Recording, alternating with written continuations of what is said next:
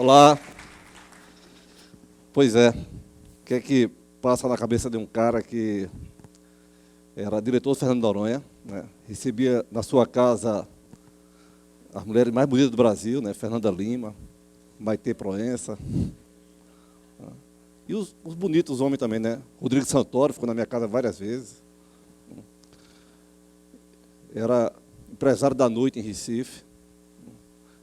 Talvez, sem querer fazer nenhuma elogio próprio, mas talvez tenha feito nos anos 90, começo dos anos 2000, as melhores casas noturnas de Recife. Aqui, se tem alguém mais velho que frequentou a noite recifense, vai lembrar do Coluna Café, do Planeta Maluco, do Calypso, do Frida, né, e outras casas, né.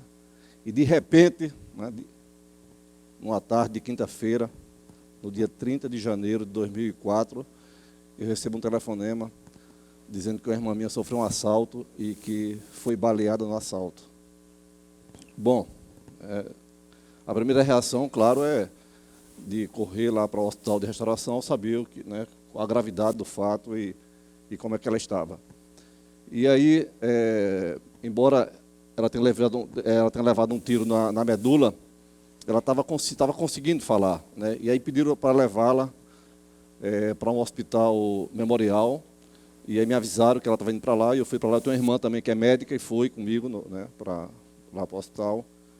E quando ela chegou lá, a primeira reação, quando ela viu eu e minha irmã, foi dizer que não estava sentindo as pernas, né? Então, aí o mundo começou a desabar já, e as 48 horas passaram, né, 72 horas, e aí o médico, né, disseram que a situação era muito grave. Ela passou 40 dias, né, entre a vida e a morte na UTI, né, porque a bala pegou também o rins, né, pegou o fígado, e foi assim, foi uma batalha enorme, né? E aí Recife, né, nos anos 90, no começo dos anos 2000, Recife era a capital mais violenta do Brasil.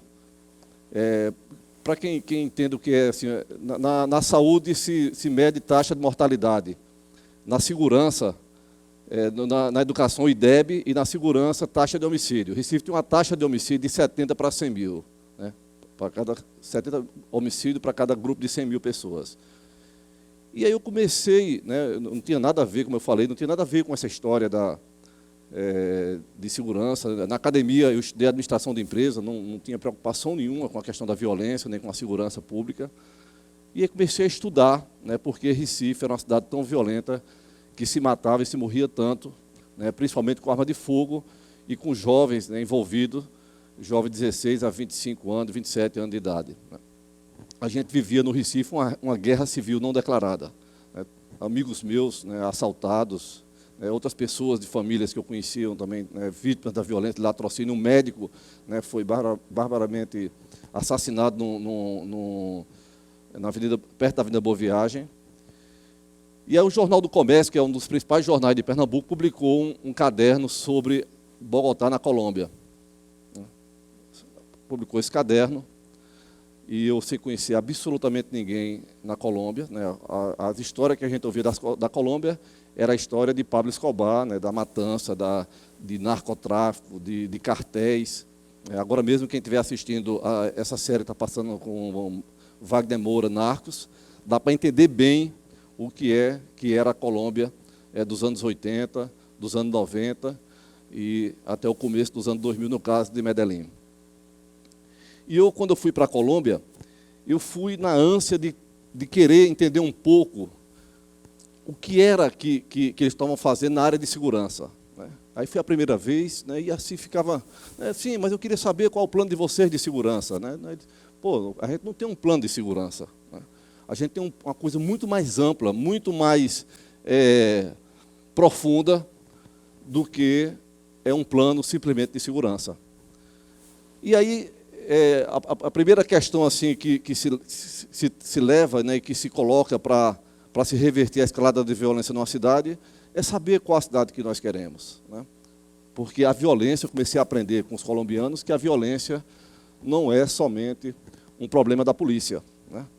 A gente tem aí, né, essa imagem, né, que todo mundo já deve ter visto já, né, um bairro, um condomínio de alto luxo em São Paulo, e segregado com uma favela, né, os moradores privados dos seus direitos básicos de educação, de saúde, de área de lazer. Né? E é essa cidade que nós queremos, a cidade desigual, né? Onde os filhos dos pobres brincam nas palafitas e os filhos dos ricos brincam nos melhores parques. Essa foto é lá em Recife. Né? Quem conhece bem Recife sabe que a gente tem um parque, né, espetacular na zona mais rica da cidade, na Jaqueira. E de lado, né, bem perto do Recife, temos as palafitas ali ao longo do rio Capibaribe. Essa cidade desigual é uma cidade geradora de violência. Né?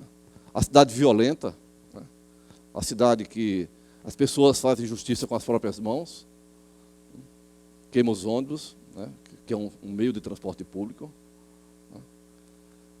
A cidade mal educada, né, onde o pobre, a classe média e a classe alta jogam lixo no chão, né?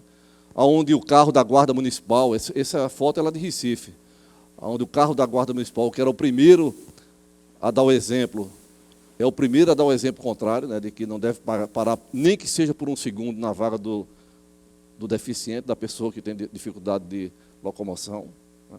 Isso se reproduz na cidade, essa violência, porque as pessoas não param na faixa do pedestre, colocam os carros em cima da calçada, como se a calçada fosse uma via privada dele, né?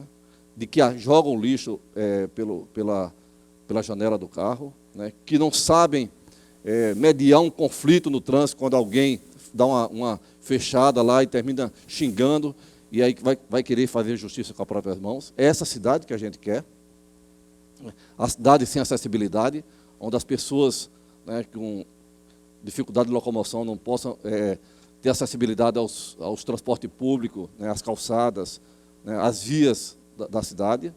Né. A cidade retrógrada, agora mesmo o Ministério Público, né, que eu tenho um respeito muito grande pelo Ministério Público, mas o Ministério Público de São Paulo multou a Prefeitura de São Paulo porque estava devolvendo a cidade para as pessoas, a Avenida Paulista fechada para os carros dia de domingo. Né.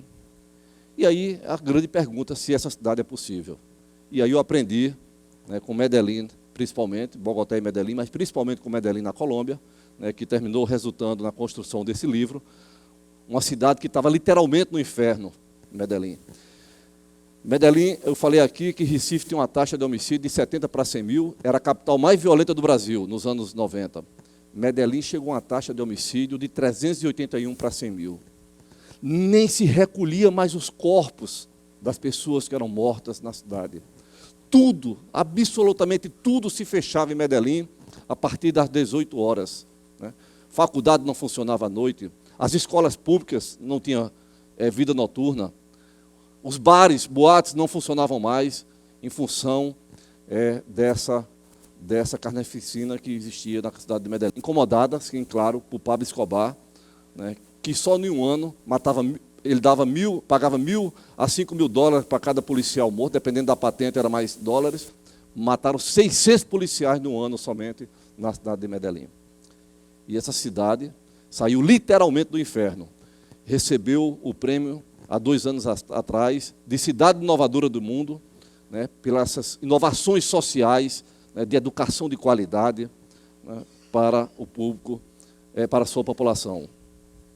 E aí, a realidade de Medellín não é diferente da realidade nossa aqui. Essa foto mostra muito bem aí uma foto lá de Medellín, né, à esquerda, uma foto lá no Rio de Janeiro e outra foto aqui em Recife. São muito parecidas as realidades, porque a gente é muito levado, né, a buscar experiências nos Estados Unidos, né, na Europa. Não, tudo bem, é muito bom buscar experiências em países desenvolvidos, mas a gente precisa enxergar, né, um país vizinho aqui ao nosso, né, que tem as mesmas dificuldades que o Brasil tem, que tem as mesmas desigualdades que o Brasil tem, que tem as mesmas corrupções policiais e de políticos como o Brasil tem, mas esse país está dando a volta por cima. E 2 componentes são importantíssimos, né, nessa virada de Medellín e de Bogotá. A primeira, a mais importante delas, a decisão política. Né. O gestor público, né, tem que tomar a decisão política de enxergar a cidade, uma cidade para todos. Né, que as políticas públicas sejam estabelecidas principalmente para aqueles que mais necessitam na cidade, né, que são as populações vulneráveis, né, os pobres, né, as pessoas que vivem nas favelas, né, as crianças que não têm uma escola pública decente lá no seu território. Né. Essa foi a principal decisão política, né, dos gestores públicos de Bogotá e de Medellín, né, para reverter a escalada da violência e criar as condições de igualdade no território, né, no espaço público. A segunda, e também não menos importante, que a gente está agora discutindo isso aqui no Brasil, são a cidade para as pessoas. Né? Eu adoro carro, né? Eu adoro carro, mas carro é como geladeira. Né? Quando você compra um carro, você não vai dizer ao governo, não vai colocar seu carro. A mesma coisa com a geladeira, né? A mesma coisa com a roupa que a gente compra. É um problema da gente de saber aonde vai colocar a geladeira, onde vai colocar as roupas que a gente compra numa loja de grife ou em qualquer outro local. Né? A gente tem que devolver, né, a cidade para as pessoas. Né? E a primeira prioridade que deve haver são as calçadas. As calçadas, né, é o primeiro passo para a cidadania. No lugar, né, no espaço público onde não se respeitam as calçadas, não se respeita absolutamente mais nada. Né?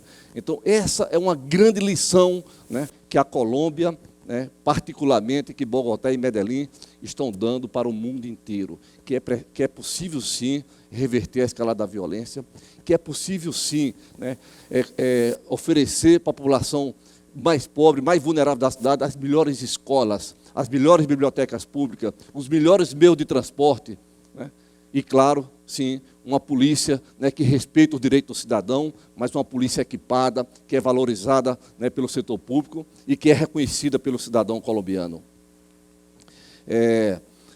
Hoje Medellín, né, se você pega qualquer literatura internacional sobre modelo de gestão de cidade, né, vai estar lá Medellín como uma referência. E recentemente, né, uma jornalista da Folha de São Paulo, Silvia Colombo, muito respeitada aqui no Brasil, esteve na Colômbia, esteve em Medellín, escreveu lá uma reportagem de uma página inteira e retrata, né, nessa página o que ela fez, o que ela viu lá em Bogotá. E aí, para finalizar, eu deixo essa mensagem aqui para vocês, que a questão da segurança pública, né, do enfrentamento à violência urbana, tem que ser enfrentada por todo mundo, né? Tem que ser enfrentada pelo governo e é preciso que a gente cobre do governo federal, dos governos do estado e dos prefeitos municipais. Mas é preciso também que a gente dê a nossa parcela de responsabilidade. Né? Eu era empresário da noite, como falei para vocês, tinha um cargo lá de diretor da Ilha de Fernando de Noronha, né, e larguei tudo para dar minha parcela de responsabilidade, pequena que seja, né, mas que a gente possa deixar lá na cidade do Recife um trabalho, né, que no futuro a gente possa dizer para os nossos filhos, para os nossos netos, que a gente vai ter uma cidade mais justa, mais humana e mais decente para se viver. Muito obrigado.